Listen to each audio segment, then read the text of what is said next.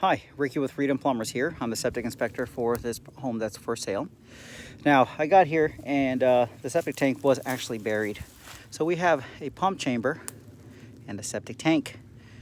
The pump chamber seems to be doing okay, except for the fact that we always have water going into the pump chamber, which indicates we may have a possible leak in the house. Listen to this.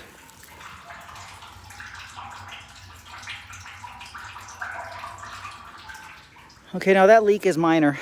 Could possibly be a dehumidifier, possible toilet, drip in a sink. It's actually more than a drip in a sink.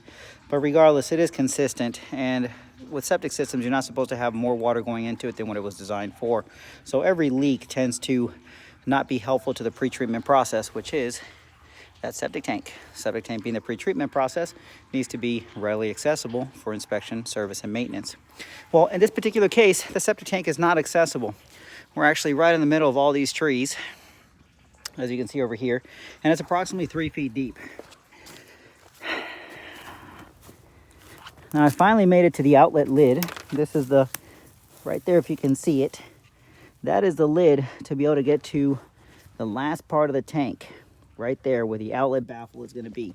The inlet lid will be closer to that tree, likely under a whole bunch of roots, like those.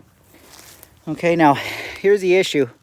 I'm not sure when's the last time this tank was accessed, but that lid is right now literally fused to the tank, and I'm unable to pry it open, nor do I have any edges to be able to fit any tools.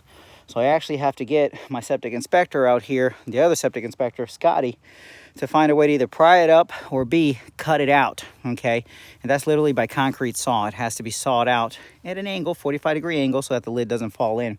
For that to happen, a little bit more excavation has to happen. Now, if we're gonna go through all that trouble and cutting out a lid, which should happen because we don't know when's the last time this tank was pumped, then a riser would have to be installed. I mean, it just makes sense because we're cutting the lid already.